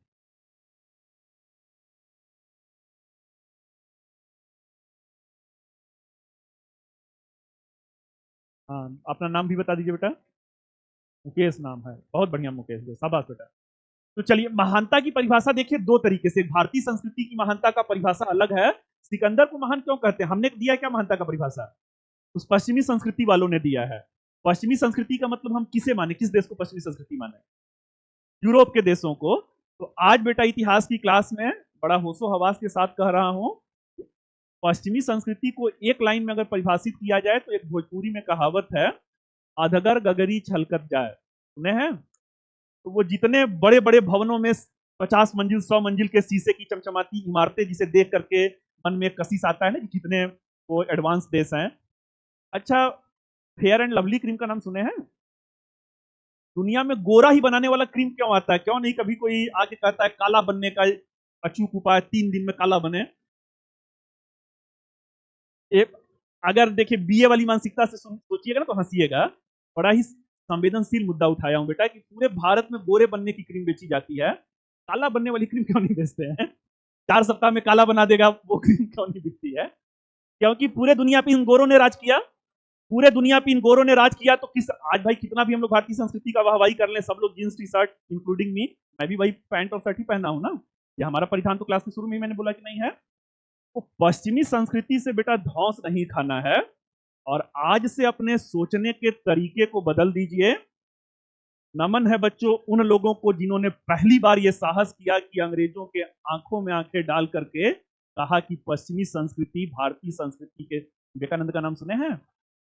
उनके गढ़ में जाकर के विश्व धर्म संसद सम्मेलन का भी नाम सुने होंगे। कहानियां बच्चों बहुत होंगी, बातें भी बहुत होंगी। तो मुद्दे की बात यह है कि अब हम लोग को कंक्लूड करना है क्योंकि टाइम फ्रेम दिया गया है। सिकंदर को महान की परिभाषा हमने किया क्या था, उसने उसको महान कहे भाई? सिकंदर क्या किया था, एक काम कोई बताइए जिसमें महान कहा जाए? विश्व विजेता था, यही किया था ना? विश्व विजेता था तो कौन सा महान काम किया कि उसकी तलवार निकलती थी जब तक सैकड़ों हजारों को, रक्त पिपासु था बेटा, कोई महान नहीं था, रक्त पिपासु था। तलवार एक बार म्यान से निकलती थी तो जब तक सैकड़ों को मार नहीं देती थी फिर से तलवार म्यान में नहीं जाती।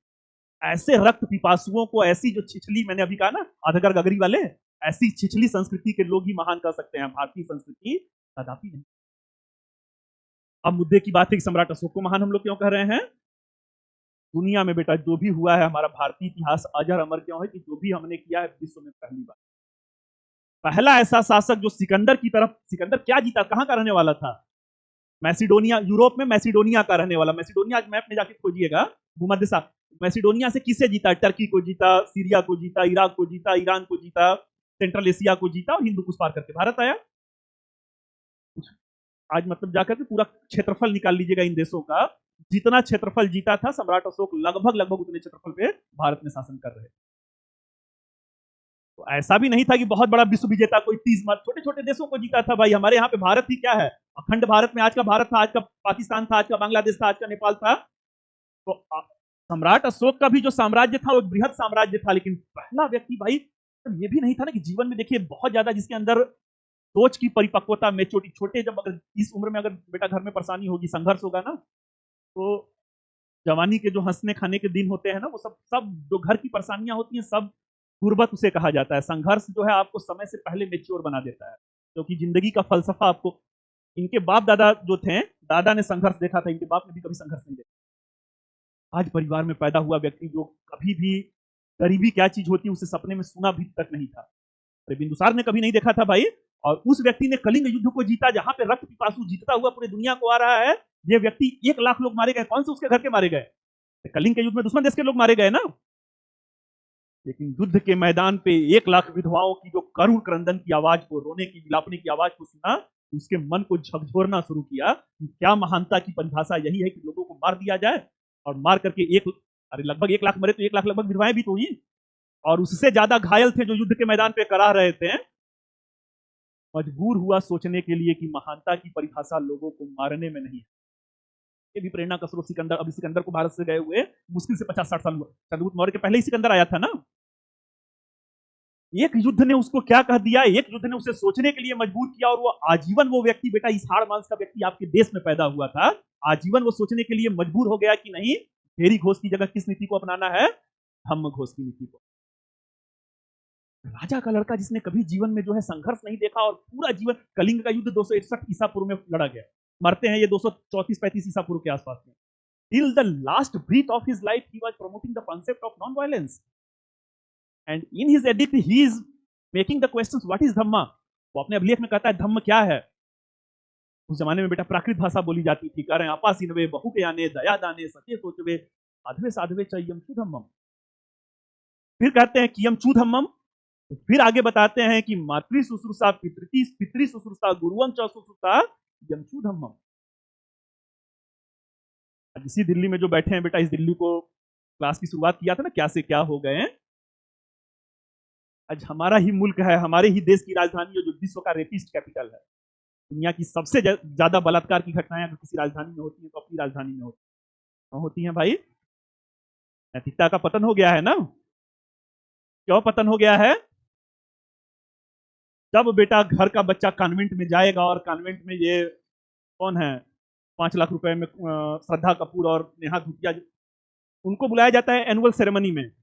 कौन सा महान काम किया है कि श्रद्धा कपूर को 5 साल का घर का बच्चा जाके उनको, एक बालक मन किसे देख रहा है? बालक मन अपने किसी भी स्पेशल डे पर एक ऐसे लोगों को उसको प्रमोट किया जा रहा है जिसके मन में कैसा विचार आएगा।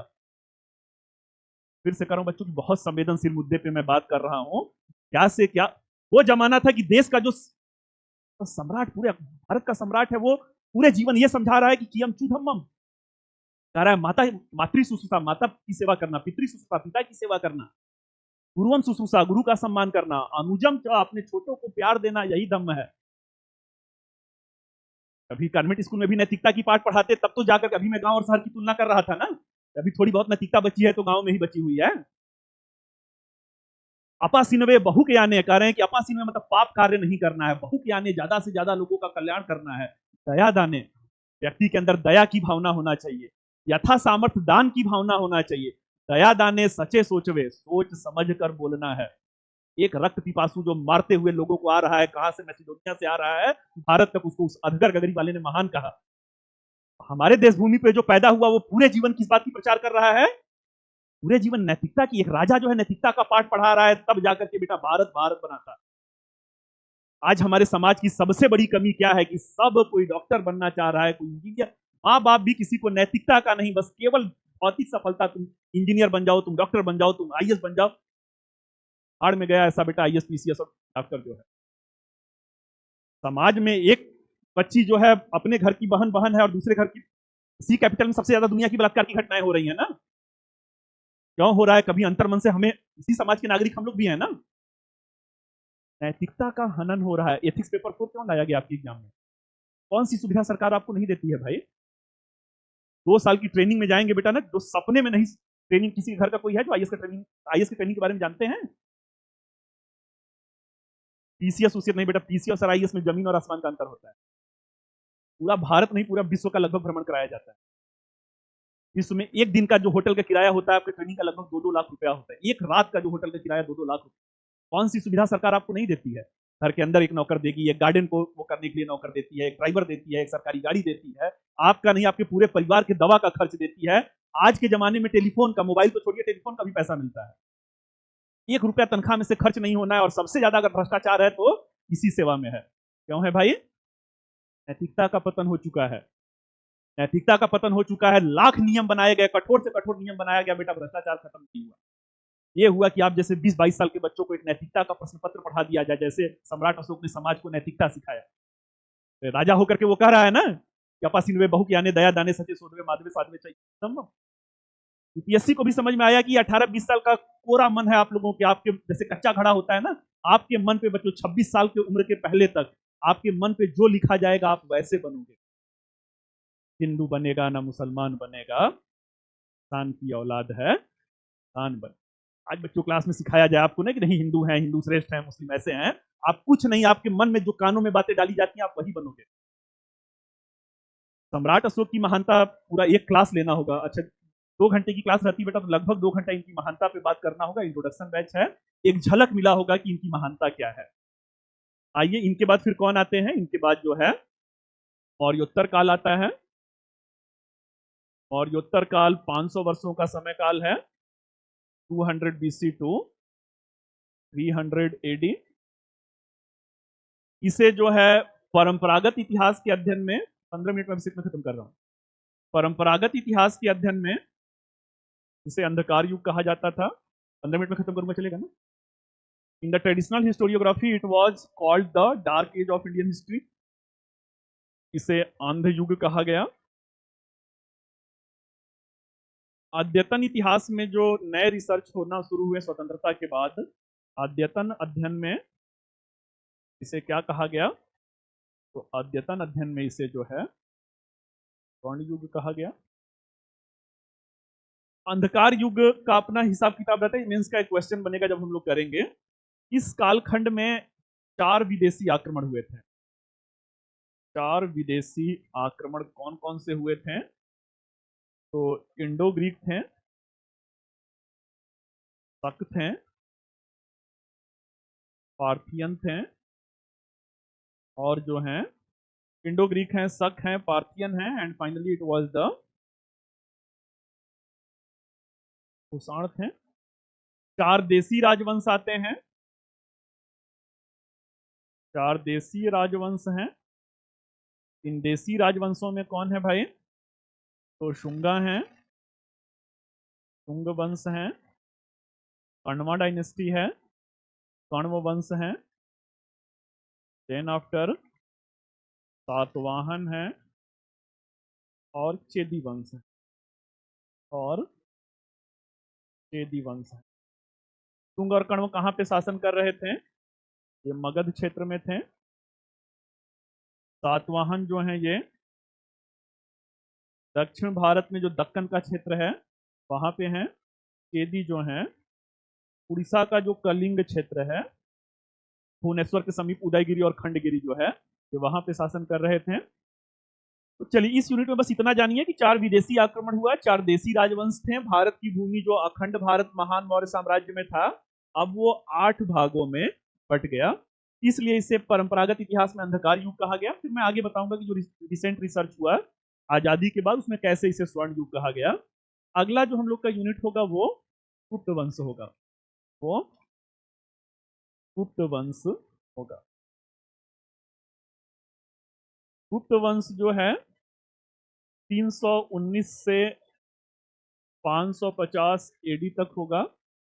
कई सारे शासक इसमें आएंगे, 4-5 इंपॉर्टेंट हैं। वो चंद्रगुप्त मौर्य थे।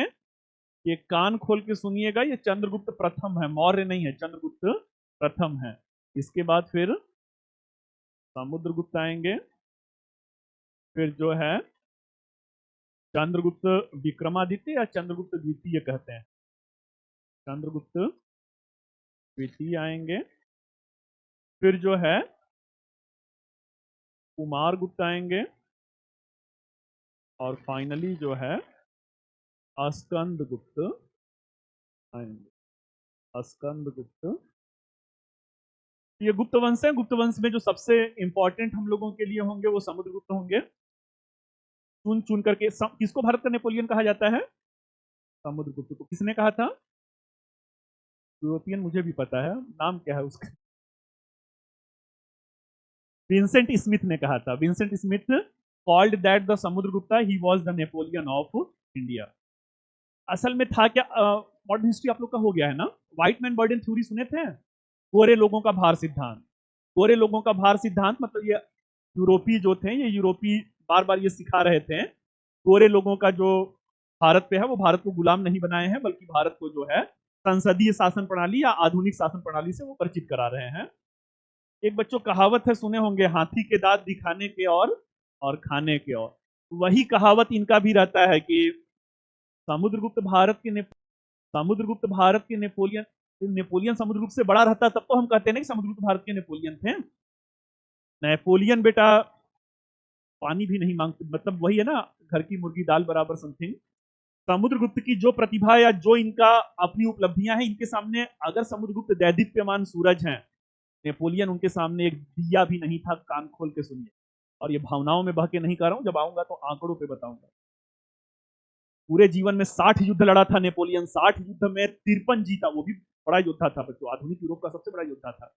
मैं नेपोलियन को कहीं से अंडर एस्टिमेट नहीं कर रहा हूं, लेकिन अपने जीवन में 7 बार हारा था।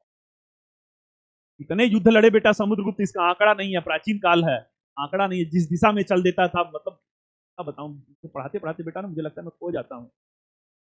ऐसा राजा कि जिस दिशा में जाता था उस दिशा में जब तक सबको नहीं हरा लेता था, लौट के आता नहीं था। ये फन होना चाहिए ना, जैसे आप इतिहास में टूटे बेटा, इतिहास को जब तक पूरा तोड़ मरोड़ कर पढ़ नहीं गए तो जिस मतलब उत्तर भारत में गया सबको चुन चुन के हराया, फिर बढ़ा दक्षिण भारत में, सब दक्षिण भारत से लौटा कांचीपुरम तक गया, कांचीपुरम से लौटा तो क्या मतलब सोच है ऐसी ये भारत की। लौटा तो इस रास्ते से नहीं लौटा कि लौटूंगा तो हारे हुए राजा, रास्ता बदल दिया। रास्ता बदल के जाऊंगा तो नए नए राजा मिलेंगे, सबको हराते हुए जाऊंगा यूं ही कट जाएगा सफर। ये बच्चों ना सस्ती लोकप्रियता सब कोई पाना चाहता है, लेकिन इस दमखम का राजा होना कि रास्ता बदल दिया कि उसी रास्ते से जाऊंगा तो हारे हुए राजा मिलेंगे, ये नेपोलियन अभी नहीं हो। नेपोलियन वाटरलू में हारा, नेपोलियन लिपजिंग में हारा, नेपोलियन जो है मिस्र के अभियान में हारा। तो इस तरीके से होना यह चाहिए था कि नेपोलियन यूरोप के समुद्रगुप्त थे, ये मैं सिद्ध करके उस समय आपको बताऊंगा। चंद्रगुप्त जो विक्रमादित्य हैं, इनके दरबार में नवरत्न रहते थे। इसके अलावा भी इनकी उपलब्धियां रहती। इन्हीं समय में चीन के यात्री फाहियान आए हुए रहते हैं। कुमार गुप्त के समय में नालंदा विश्वविद्यालय की नींव पड़ी थी। स्कंदगुप्त ने सिंचाई व्यवस्था के विस्तार के लिए कार्य किया था। अंतिम यूनिट है बच्चों कौन सा है? गुप्तोत्तर काल है। दक्षिण भारत हम लोग प्राचीन भारत में नहीं करेंगे। जब मध्यकाल शुरू हो जाएगा तो एक ही बार में प्राचीन और मध्यकाल दोनों का दक्षिण भारत करेंगे। क्यों ऐसा करेंगे? क्योंकि दक्षिण भारत के सारे क्वेश्चंस को आप इंटरलिंक कर ले जाएं, तो प्राचीन से लेकर के और पूरा मध्यकाल तक, मराठवाड़ा, छत्रपति शिवाजी महाराज तक जब एक बार में हो जाएगा तो आप पूरे दक्षिण भारत को इंटरलिंक कर पाएंगे। तो ये हम लोगों का प्राचीन भारत का लास्ट यूनिट होगा। उत्तरोत्तर काल की विशेषता क्या है? राजनैतिक विकेंद्रीकरण है। राजनैतिक विकेंद्रीकरण है, पॉलिटिकल डिसेंट्रलाइजेशन है। इस राजनीतिक विकेंद्रीकरण में कौन कौन से राजवंश आते हैं? विकेंद्रीकरण का मतलब छोटे छोटे कई राजवंश आ जाते हैं। कौन कौन से राजवंश आ जाते हैं? यहां पर मगध क्षेत्र में जो है उत्तर गुप्त आ जाते हैं, उत्तर गुप्त आ जाते हैं। बंगाल क्षेत्र में कौन है भाई? उत्तर गुप्त वंश है। बंगाल क्षेत्र में गौड़ वंश है। एक कन्नौज कहां पे पड़ता है, कोई बता सकता है? कन्नौज उत्तर प्रदेश में है। कन्नौज में कौन सा वंश है? कन्नौज में औखरी वंश है। हरियाणा का थानेश्वर है। थानेश्वर में कौन है भाई? थानेश्वर में वर्धन वंश है। इसके बाद जो है गुजरात में जो है वल्लभी है। वल्लभी में मैत्रक वंश है। इसके नीचे जो है महाराष्ट्र और कर्नाटका का क्षेत्र जो है, यहाँ पे कौन है? यहाँ पे चालुक्य वंश है। और तमिलनाडु का जो ये कांचीपुरम का क्षेत्र है, कांचीपुरम में कौन है? कांचीपुरम में पल्लव वंश। पल्लव वंश। इसमें एक वंश को हम लोग किया जाएगा, यहीं से सारा पूरा उत्तरोत्तर काल हो जाएगा। तो एक वंश कौन है भाई? तो ये जो है वर्धन वंश है। वर्धन वंश में एक राजा थे, नाम क्या था? प्रभाकर वर्धन नाम था। प्रभाकर वर्धन के 2 पुत्र और 1 पुत्री थी। बड़े पुत्र का नाम क्या था? राज्यवर्धन था। छोटे बेटे का नाम हर्षवर्धन था। सबसे छोटी जो थी वो राज्यश्री थी। बड़े बेटे की कुछ ठीक ठाक है ना? देखिए भाई, अब से चलेगा ना? 5 मिनट। चलिए बेटा, यहीं पे खत्म कर देते हैं, अंधेरा हो जाएगा, आप लोग जा नहीं पाएंगे। तो मुद्दे की बात क्या है? मुद्दे की बात यह है कि हर्षवर्धन है। हर्षवर्धन को याद रखिएगा, बाकी सब कहानी हो जाएगा। तो अरे रुकिए, पहले मुझे जाने दीजिए, फिर आप लोग जाइएगा।